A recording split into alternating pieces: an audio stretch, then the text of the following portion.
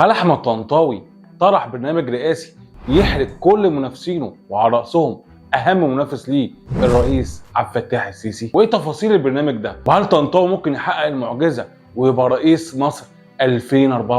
ولو بقى الرئيس المصري احمد الطنطاوي هل هينقذ مصر من الازمه الاقتصاديه؟ طب لو حصلت مناظره بين احمد طنطاوي والرئيس السيسي، ايه رد الرئيس السيسي على البرنامج الرئاسي لاحمد طنطاوي؟ خلال حوار مهم مع المرشح المحتمل احمد الطنطاوي مع موقع المنصه المعارض، قال فيه تصريحات انتخابيه ناريه. مثلا قال: انا مش هبيع قناه السويس، السلطه الحاليه لم تنجح في اداره البلاد، السلطه الحاليه بقى لها 10 سنين بتبني كباري وخرسانات بس. تصريحات طنطاوي دي ممكن تخلينا نقول انه لو بقى رئيس مصر القادم قادر يحل كل الازمات.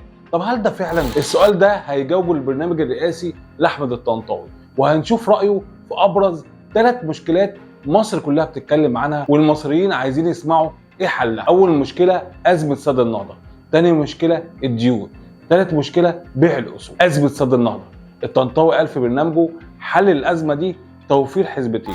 اول حزمه اقتصاديه واستثماريه لاغراء وجذب اثيوبيا، وفي حاله فشل الحزمه دي هنضطر نوفر حزمه ثانيه وهي حزمه توظيف موارد قوه الدوله لاجبار اثيوبيا. الحقيقه ان الكلام ده مطاط وغير عملي، وفعلا الرئيس السيسي والدوله طرحت نفس الحلول دي اللي هو قالها. يعني مثلا الدوله طرحت مبادرات على اثيوبيا، وصلت ان مصر طرحت على اثيوبيا المشاركه في ملف التنميه واداره السد لتحقيق التنميه في اثيوبيا، لكن برضه اثيوبيا رفضت الكلام ده. اما الحل الثاني اللي قاله استخدام موارد قوه الدوله، فايه المقصود بقوه الدوله؟ هل مصر تخوض معركه عسكريه؟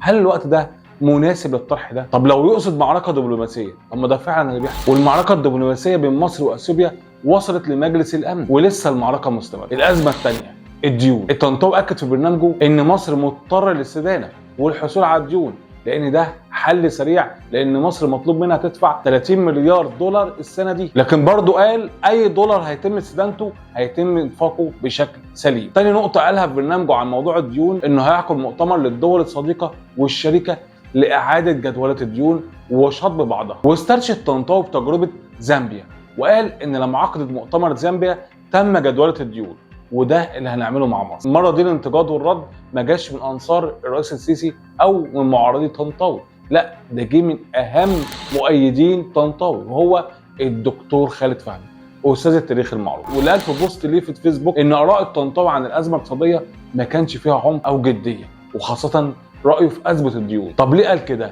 لان الحلول دي اصلا قائمه وبينفذها الرئيس السيسي، اللي لو اتسال على الكلام ده هيقول نفس الكلام اللي هقوله لك، ان الدوله فعلا شكلت لجنه لمناقشه الديون وبتناقش الدول الدائنه انها تهيكل او تستبدل الديون باصول او تشارك في مشروعات بدل من الديون.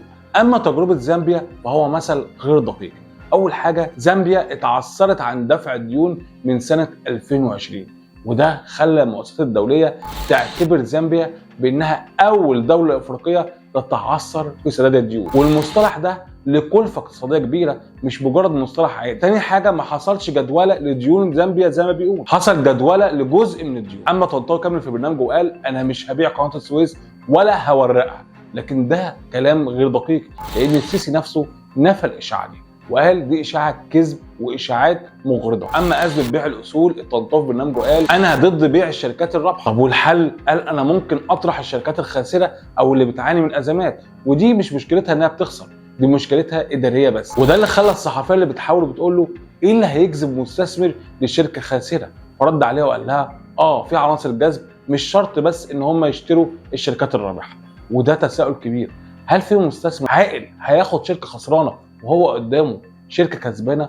ايه عنصر الجذب الاستثماري ان ياخد الشركه دي؟ هل هياخد مبنى خسران هيعمل بيه ايه؟ الفتره الجايه هنعمل فيديوهات سريعه تعليقات على كل برنامج مرشح رئاسي، كل واحد هنتكلم عنه وعلى راسهم الرئيس السيسي. في نهايه الفيديو، هل انت شايف برنامج احمد الطنطاوي هينقذ مصر من ازمتها الاقتصاديه؟ شاركونا برايكم في التعليقات، ولو عجبك الفيديو لايك وشير، وطبعا صفحتنا على الفيسبوك وقناتنا على اليوتيوب وقناتنا على التيك توك.